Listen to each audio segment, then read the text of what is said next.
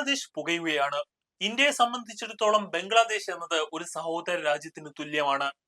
ബംഗ്ലാദേശ് 1971 സ്വതന്ത്രമാക്കുന്ന കാലം തൊട്ട് ബംഗ്ലാദേശിനോട് എല്ലാ തരത്തിലുള്ള നയതന്ത്ര ബന്ധവും സൗഹൃദ ബന്ധവും ഇന്ത്യ കാത്തു സൂക്ഷിക്കുന്നുണ്ട്. എന്നാൽ ബംഗ്ലാദേശിൽ ഇപ്പോൾ സംഭവിക്കുന്ന സംഭവവികാസങ്ങൾ അങ്ങനെ സ്വാഭാവികമായി നടക്കുന്നതാണ് എന്ന് പറയാൻ സാധിക്കില്ല.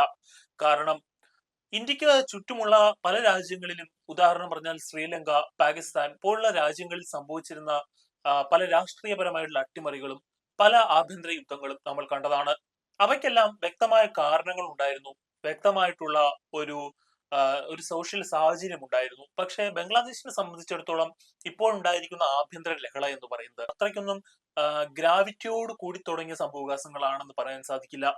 ഇന്ത്യയെ സംബന്ധിച്ചിടത്തോളം ഏറ്റവും ക്രൂഷ്യൽ ആയിട്ടുള്ള ഒരു സമയമാണിത്. കാരണം ബംഗ്ലാദേശിൽ ഷെയ്ഖ് ഹസീന അധികാരത്തിൽ നിന്ന് പടിയിറങ്ങുമ്പോൾ ഇന്ത്യയെ സംബന്ധിച്ചിടത്തോളം അത് ഒരു സുഹൃത്തിന്റെ പടിയിറക്കം കൂടിയാണ്. എല്ലാ തരത്തിലും ഇന്ത്യയോട് ചേർന്ന് നിൽക്കുന്ന സമീപനമായിരുന്നു ഷെയ്ഖ് ഹസീന സ്വീകരിച്ചിരുന്നത്. പക്ഷേ ഷെയ്ഖ് ഹസീനയ്ക്ക് പകരം അവിടെ വരുന്ന പുതിയൊരു പാർട്ടി അധികാരത്തിൽ വന്നാൽ, അല്ലെങ്കിൽ പുതിയൊരു രാഷ്ട്രീയ നേതാവ് വന്നാൽ അവർക്ക് ഇന്ത്യയോട് ഉണ്ടാകുന്ന സാഹചര്യങ്ങൾ എന്തായിരിക്കും എന്ന് പറയാൻ കഴിയില്ല.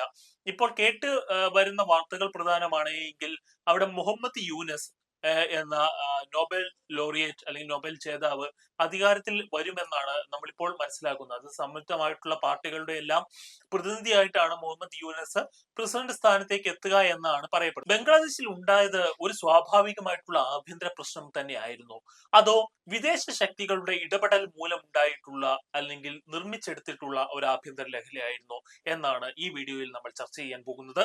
വിദേശ ശക്തികളുടെ സ്വാധീനം ബംഗ്ലാദേശിൽ വർദ്ധിച്ചു വരുന്നു എന്നൊരു പരാതി ഷെയ്ഖ് ഹസീന മുന്നേ തന്നെ മുന്നോട്ട് വെച്ചിട്ടുള്ള കാര്യമാണ്. അവർ ഉന്നമിടുന്നത് പാകിസ്ഥാനെയും അമേരിക്കയുമാണ്. അല്ലെങ്കിൽ പാകിസ്ഥാന്റെ ചാരസംഘടനയായ ISIA അമേരിക്കയുടെ ചാരസംഘടനയായ CIA ആണ്. കുറച്ച് നാളുകൾക്ക് മുൻപാണ് ഇന്ത്യയിൽ സൈനിക താവളം തുടങ്ങുവാനുള്ള ഒരു ആഗ്രഹം അമേരിക്ക പ്രകടമാക്കുന്നത്. എന്നാൽ അന്ന് തന്നെ ഇന്ത്യയുടെ ഭരണാധികാരികൾ അതിനോട് വിസമ്മതമാണ് കാട്ടിയത്. ഇതിൽ തുടർന്നാണ് ബംഗ്ലാദേശിനെ അമേരിക്കൻ ഏജൻസികൾ സമീപിക്കുന്നത്. അവിടെ ഒരു സൈനിക താവളം തുടങ്ങാൻ അവർക്ക് ആഗ്രഹമുണ്ട് എന്ന പേര് പറഞ്ഞ്. പക്ഷേ ഷെയ്ഖ് ഹസീന അതിനെ ശക്തിയുക്തമായിട്ട് എതിർക്കുകയാണ് ഉണ്ടായത്.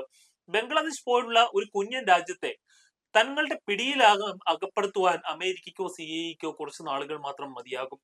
അങ്ങനെ തരത്തിൽ പല രാജ്യങ്ങളെയും സ്റ്റെബിലിറ്റി ഇല്ലാതാക്കിയ, പല രാജ്യങ്ങളിലും ആഭ്യന്തര കലാപങ്ങൾക്ക് തുടക്കം കുറിച്ച ചരിത്രം CIA അമേരിക്കയ്ക്കും ഉണ്ട് എന്ന കാര്യത്തിൽ നമുക്ക് ആർക്കും തർക്കമില്ല. എന്തായിരുന്നു യഥാർത്ഥത്തിൽ ബംഗ്ലാദേശിൽ സംഭവിച്ചത് എന്ന കാര്യം പ്രധാനമായും കാണേണ്ടതുണ്ട്. ബംഗ്ലാദേശിൽ സംഭവിച്ചത് എന്ന് പറയുന്നത് അവിടുത്തെ സാധാരണക്കാരായ വിദ്യാർത്ഥികൾ, അവിടുത്തെ അവാമി ലീഗിന് പുറമെയുള്ള, അതായത് ഷെയ്ഖ് ഹസീനയുടെ പാർട്ടിയാണ് അവാമി ലീഗ്. ഷെയ്ഖ് ഹസീനയുടെ പിതാവായിരുന്ന മുജിബുർ റഹ്മാനാണ് അതിന്റെ സ്ഥാപകൻ. ഈ അവാമി ലീഗിന്റെ പുറത്തുള്ള പാർട്ടികൾ സംവരണ പ്രക്ഷോഭം നടത്തി. സംവരണ പ്രക്ഷോഭം ഒരു കോട്ട പ്രക്ഷോഭം എന്ന രീതിയിലാണ്, കോട്ടയെ എതിർത്തുകൊണ്ടുള്ള ഒരു പ്രക്ഷോഭമായിരുന്നു അത്. ഈ ബംഗ്ലാദേശിലെ സംവരണം എന്ന് കേൾക്കുമ്പോൾ നമ്മൾ അത് ഒരിക്കലും അവിടുത്തെ സംവരണത്തെയും ഇന്ത്യയിലെ സംവരണ വ്യവസ്ഥയും ചേർത്ത് വായിക്കാൻ പാടില്ല. ബംഗ്ലാദേശിലുള്ള സംവരണം എന്ന് പറയുന്നത് വളരെയധികം അശാസ്ത്രീയമായതും അത് ഒരു പ്രീണന സ്വഭാവമുള്ളതുമാണ്. അതായത് 1971 സ്വാതന്ത്ര്യം പ്രാപിക്കുന്ന ബംഗ്ലാദേശിനെ സംബന്ധിച്ചിടത്തോളം അവരുടെ സ്വാതന്ത്ര്യം ലബ്ധി എന്ന് പറയുന്നത് ഒട്ടും സമാധാനപൂർവ്വം സംഭവിച്ച ഒരു കാര്യമായിരുന്നില്ല. അത് അങ്ങേയറ്റം വിപ്ലവാത്മകമായാണ് അവർ സ്വാതന്ത്ര്യം നേടിയെടുത്തത്. പാകിസ്ഥാനോടുണ്ടായ യുദ്ധത്തിന് ശേഷം അവിടെ സ്വാതന്ത്ര്യം നേടുമ്പോൾ ബംഗ്ലാദേശിലെ ആളുകൾക്ക്, അല്ലെങ്കിൽ ബംഗ്ലാദേശിലെ സമരക്കാർ എന്ന് പറയുന്നത് ബംഗ്ലാദേശിലെ അവാമി ലീഗിന്റെ പ്രവർത്തകരായിരുന്നു. മുക്തി ബാഹിനി ഓപ്പറേഷൻ പ്രകാരമൊക്കെ ഇന്ത്യൻ ഗവൺമെന്റ് ബംഗ്ലാദേശിനെ അന്ന് സഹായിക്കുന്നുണ്ട്. ഇന്ത്യ ഗവൺമെന്റ് എന്ന് പറയുമ്പോൾ ഇന്ദിരാ ഗവൺമെന്റ് അന്ന് സഹായിക്കുന്നുണ്ട്. പിന്നീട് ഷാ മനേക് ഷായെ പോലുള്ള ഒരു സൈനിക ജനറലിന്റെ സ്വാധീനമൊക്കെ കൂടിയപ്പോഴാണ് ബംഗ്ലാദേശ് മുക്തമായി തീരുന്നത്. ഈ ബംഗ്ലാദേശ് സമരകാലത്ത് അന്ന് ബംഗ്ലാദേശിൽ സമരത്തിൽ പോരാടിയ സ്വാതന്ത്ര്യ സമര സേനാനികൾക്ക് ബംഗ്ലാദേശ് സർക്കാർ ഒരു സംവരണം നൽകി. അതായത് സർക്കാരിന്റെ കീഴിലുള്ള ജോലികൾക്ക്, സർക്കാരിന്റെ കീഴിലുള്ള സേവനങ്ങൾക്കെല്ലാം 30% സംവരണം ബംഗ്ലാദേശ് സ്വാതന്ത്ര്യ സമര പോരാളികൾക്കും അവരുടെ കുടുംബാംഗങ്ങൾക്കും പേരക്കുട്ടികൾക്കും നൽകുന്നതായിരുന്നു. ആദ്യം അത് സ്വാതന്ത്ര്യ സമര സേനാനികൾക്കായിരുന്നുവെങ്കിൽ പിന്നീട് അത് അവരുടെ കുടുംബാംഗങ്ങൾക്ക് കൂടി നൽകുന്നതായി നീട്ടിവെച്ചു. ഇങ്ങനെയുള്ള ഒരു സംവരണം പ്രഖ്യാപിക്കുമ്പോൾ അതിൽ പ്രധാനപ്പെട്ട കാര്യമായി അവിടെ വന്നിരുന്ന ഒരു ഘടകം എന്തായിരുന്നു വെച്ചാൽ, ഈ സ്വാതന്ത്ര്യ സമര സേനാനികളിൽ അധികവും അവാമി ലീഗ് പാർട്ടിയിൽ പെടുന്ന ആളുകളായിരുന്നു. ഈ അവാമി ലീഗിന്റെ പ്രവർത്തകർക്ക് ഇത്രയധികം സംവരണം നൽകുമ്പോൾ, അതായത് ഈ സ്വാതന്ത്ര്യ സമര പോരാളികളുടെ എണ്ണം എന്ന് പറയുന്നത് ബംഗ്ലാദേശിന്റെ ജനസംഖ്യ വെച്ച്, അതായത് 17 കോടിയാണ് ബംഗ്ലാദേശിന്റെ ജനസംഖ്യ. ഈ 17 കോടിയിലെ 1% മാത്രമാണ്, 1% കുറച്ചുകൂടി മാത്രമാണ്, 1% കുറച്ചുകൂടി മാത്രമാണ് ബംഗ്ലാദേശിലെ സ്വാതന്ത്ര്യ സമര സേനാനികളുടെ എണ്ണം എന്ന് പറയുന്നത്. പക്ഷേ 30% സംവരണം ഈ 1%-ന് കൊടുക്കുമ്പോൾ അവിടെ ഉണ്ടാകുന്ന അന്തരം എന്ന് പറഞ്ഞത് ഭീകരമായിട്ടുള്ള അന്തരമാണ്. ഈ അന്തരത്തിൽ പലർക്കും സ്ഥാനങ്ങൾ നഷ്ടപ്പെടുന്നു, പലർക്കും ന്യായമായി ലഭിക്കേണ്ട സ്ഥാനമാനങ്ങൾ നഷ്ടപ്പെടുന്നു എന്നുള്ളതാണ്. അപ്പോൾ എതിരായിട്ടാണ് അവിടെ വിദ്യാർത്ഥികളുടെ എനിക്ക് തോന്നുന്നു അവിടുത്തെ ഒരു സോഷ്യോളജി പഠിക്കുന്ന ഒരു വിദ്യാർത്ഥിയുടെ കീഴിലാണ് ഈ ഒരു സമരം തുടക്കമിടുന്നത്. അദ്ദേഹത്തിന്റെ പേര് ഞാൻ മറന്നുപോയി.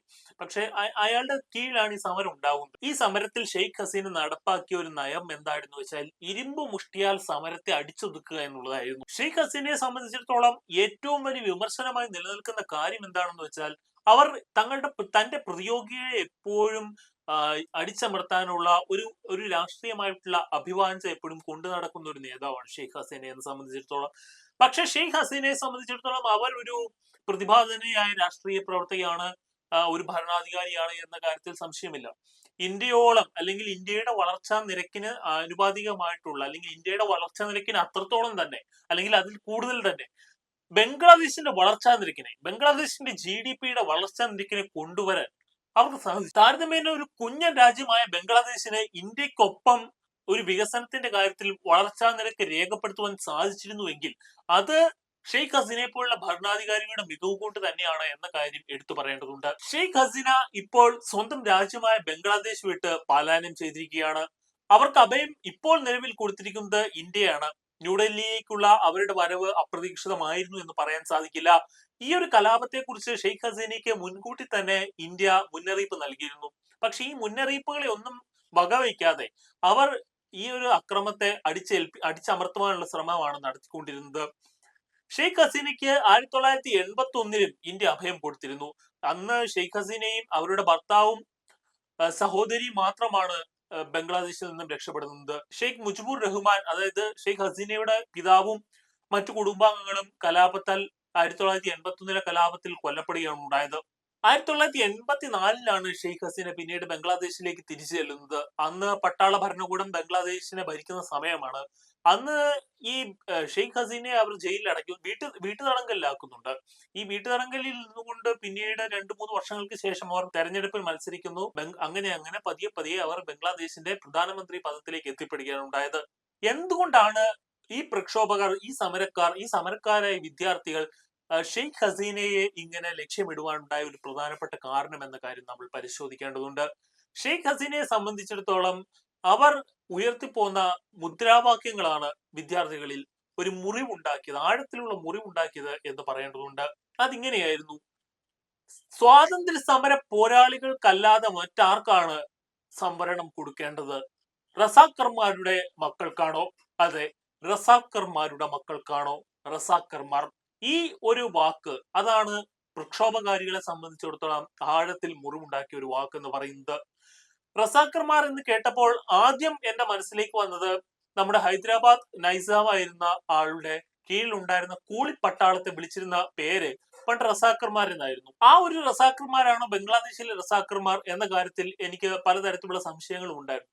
പക്ഷെ പിന്നീട് അതിനെക്കുറിച്ച് അന്വേഷിച്ചപ്പോഴാണ് അതല്ല എന്നുള്ള ഒരു കാര്യം മനസ്സിലായത്. റസാക്കർ എന്ന് പറഞ്ഞാൽ രാജ്യദ്രോഹി എന്നൊരർത്ഥമാണ് ബംഗ്ലാദേശിൽ ഉള്ളത്, അല്ലെങ്കിൽ അതൊരു വിഭാഗമാണ് യഥാർത്ഥത്തിൽ.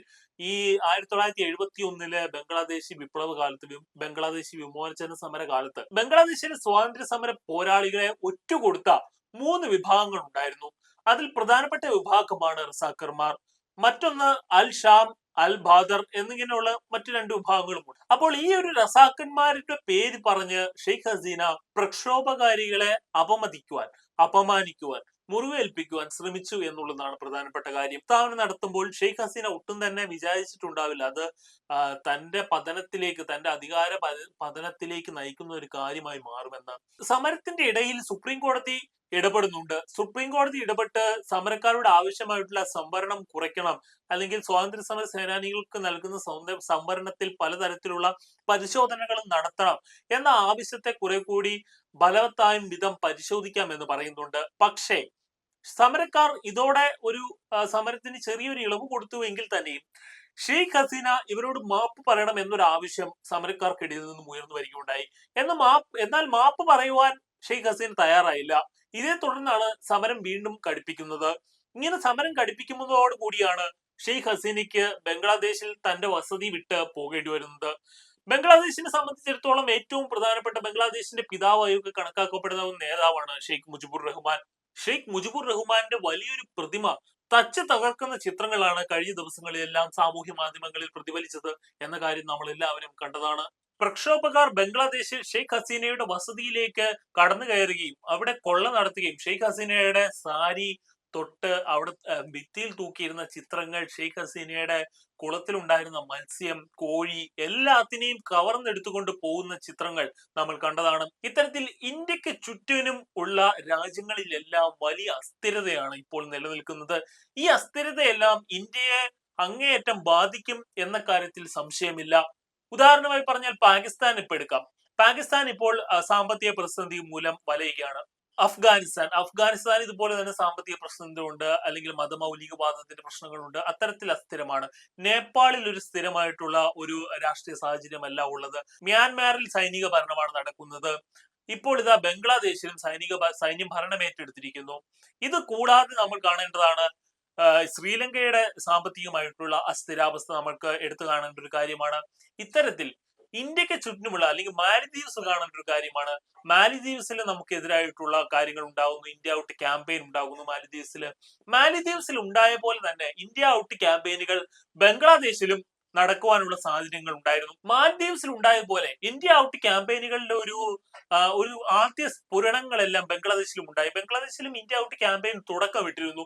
പക്ഷെ അന്ന് ഇന്ത്യ ഔട്ട് ക്യാമ്പയിനെ എതിർത്തത് ഷെയ്ഖ് ഹസീന തന്നെയായിരുന്നു. ഷെയ്ഖ് ഹസീനയുടെ ഈ ഇന്ത്യ ഔട്ട് ക്യാമ്പയിനുകളോടുള്ള തിരിച്ചു ചോദ്യം, ഇന്ത്യയിൽ നിന്ന് വരുന്ന എല്ലാ സാധനങ്ങളും നിങ്ങൾ ഉപേക്ഷിക്കുവാനും തയ്യാറാകണം ഈ ക്യാമ്പയിനുമായി മുന്നോട്ട് പോകുമ്പോൾ. അതായത് ഇന്ത്യക്കാർ ഉണ്ടാക്കുന്ന സാരി നിങ്ങൾ എടുക്കാൻ പാടില്ല, ഇന്ത്യക്കാർ നൽകുന്ന ഭക്ഷണം നിങ്ങൾ ഉപയോഗിക്കാൻ പാടില്ല. ഇത്തരത്തിൽ ഇന്ത്യ ഔട്ട് ക്യാമ്പയിനുമായിട്ട് മുന്നിട്ട് വന്നവരെ എല്ലാം തളർത്തുന്ന സമീപനമായിരുന്നു ഷെയ്ഖ് ഹസീന മുന്നോട്ട് വെച്ചത്. പ്രതിസന്ധി കാലത്തെല്ലാം ഇന്ത്യയോട് ചേർന്ന് നിൽക്കുന്ന ഒരു നയമായിരുന്നു ഷെയ്ഖ് ഹസീനയോട്. ഷെയ്ഖ് ഹസീന പടിയിറങ്ങുമ്പോൾ ഇന്ത്യയെ സംബന്ധിച്ചിടത്തോളം വലിയൊരു പ്രതികൂല അവസ്ഥ തന്നെയാണ് നിലനിൽക്കുന്നത് എന്ന കാര്യത്തിൽ സംശയമില്ല. ഈ ഒരു രാജ്യത്ത്, അതായത് ഇന്ത്യയുമായിട്ട് ഇന്ത്യയുമായിട്ട് സമാധാനപൂർണമായ അതിർത്തി പങ്കിടുന്ന ബംഗ്ലാദേശിനെ സംബന്ധിച്ചിടത്തോളം ഒരു അസ്ഥിരത ഉണ്ടാകുന്നത് ഇന്ത്യക്ക് വലിയ പ്രതികൂലമായുള്ള സാഹചര്യം ഉണ്ടാകും. ബംഗ്ലാദേശിൽ പാകിസ്ഥാന്റെ സ്വാധീനം കൂടി വരും, അമേരിക്കയുടെ സ്വാധീനം കൂടി വരും, ചൈനയുടെ സ്വാധീനം കൂടി വരും. ഇതെല്ലാം നമുക്ക് പ്രതികൂലമായ സാഹചര്യങ്ങൾ സൃഷ്ടിക്കുന്നതാണ്. ബംഗ്ലാദേശിലെ രാഷ്ട്രീയ കാലാവസ്ഥ, ആഭ്യന്തര കാലാവസ്ഥ അസ്ഥിരമാകുമ്പോൾ അത് വലിയ തരത്തിലുള്ള കുടിയേറ്റങ്ങളെയും പ്രോത്സാഹിപ്പിക്കുന്ന കാര്യമാണ്. കുടിയേറ്റം ഉണ്ടാവുക എന്ന് വെച്ചാൽ നേരെ അവർ നമ്മുടെ പശ്ചിമ ബംഗാളിലേക്കാവും കുടിയേറി വരിക. ഇത്തരത്തിലുള്ള അനധികൃത കുടിയേറ്റങ്ങളും ഇന്ത്യക്ക് വലിയ തലവേദനയാവാനുള്ള സാധ്യതകളുണ്ട്. കാര്യങ്ങൾ ഇങ്ങനെയൊക്കെയാണ് എങ്കിൽ തന്നെ ബംഗ്ലാദേശിൽ അധികം വൈകാതെ തന്നെ ഒരു സ്ഥിരതയും സമാധാനവും ഉണ്ടാകും എന്ന് പ്രതീക്ഷിക്കുക മാത്രമേ ഇപ്പോൾ നമുക്ക് നിർവാഹമുള്ളൂ. ഈ വീഡിയോയെ കുറിച്ചുള്ള നിങ്ങളുടെ വിലയേറിയ അഭിപ്രായങ്ങൾ താഴെ കമന്റുകളായി രേഖപ്പെടുത്തുക. അതുകൂടാതെ ഈ ചാനൽ നിങ്ങൾ സബ്സ്ക്രൈബ് ചെയ്തിട്ടില്ല എങ്കിൽ സബ്സ്ക്രൈബ് ചെയ്യുക. നിങ്ങളുടെ ഓരോ സബ്സ്ക്രിപ്ഷനും ഈ ചാനലിന്റെ വളർച്ചയെ സംബന്ധിച്ചിടത്തോളം മർമ്മപ്രധാനമായ ഒരു കാര്യമാണ്. അതിനാൽ സബ്സ്ക്രൈബ് ചെയ്യുക, കൂടെ ആ ബെല്ലൈക്കൺ അമർത്തുക. താങ്ക്